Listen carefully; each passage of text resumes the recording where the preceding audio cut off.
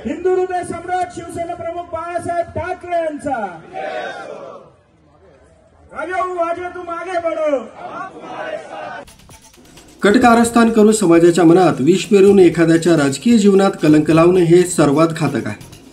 नगर परिषद निवडणुकीच्या तोंडावर तुम्ही उमेदवारीसाठी फोडाफोडी केली, मात्र सिन्नरची जनता सुज्ञ असून निवडणुकीत ती तुम्हाला धडा शिकवल्याशिवाय राहणार नाही, असा इशारा खासदार राजाभाऊ वाजे यांनी दिलाय।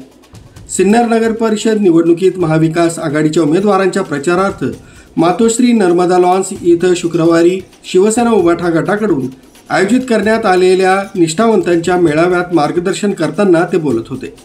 व्यासपीठावर शिवसेना उभाठा गटाचे जिल्हा प्रमुख डी.जी. सूर्यवंशी, उपनेते वसंत गीते, राष्ट्रवादीचे नेते कोंडाजी मामा आव्हाड, ज्येष्ठ नेते प्रकाशभाऊ वाजे, हेमंत नाईक, प्रमोद चोथवे, माजी नगराध्यक्ष किरण डगळे, काँग्रेसचे नेते विनायक सांगळे यांच्यासह महाविकास आघाडीचे नगरसेवक पदाचे सर्व उमेदवार आणि पदाधिकारी उपस्थित होते।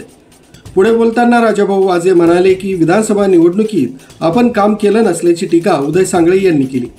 त्यावर काळ हेच उत्तर असल्यानं मधल्या काळात शांत राहणं पसंत केलं। आता त्याला उत्तर देण्याची योग्य वेळ आहे। मला कुणाच्या सर्टिफिकेटची आवश्यकता नाही।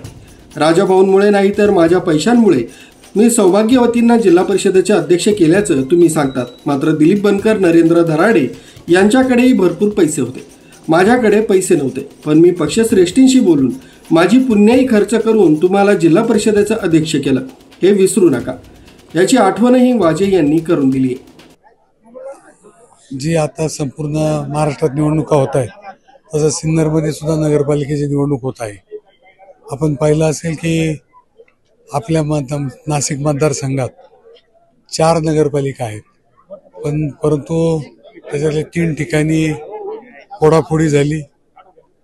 आमच्या इकडे सिन्नरमध्ये फोडाफोडी झाली, परंतु तरी सुद्धा आम्ही एक दिलाने, एक विचाराने, निष्ठेने शिवसेनेबरोबर उभं राहिलो आणि महाविकास आघाडीचं एक पॅनल तयार केले। त्याच्यात काँग्रेसची एक उमेदवार आहेत, बाकीचे सगळे शिवसेना आमचे उमेदवार आहेत आणि बाकी सर्व पक्षांनी या उमेदवारींना पाठिंबा दिला आहे। उमेदवार ऐनवेळी बदलण्यात आला आपला असं एकंदरीत सांगण्यात आलं होतं।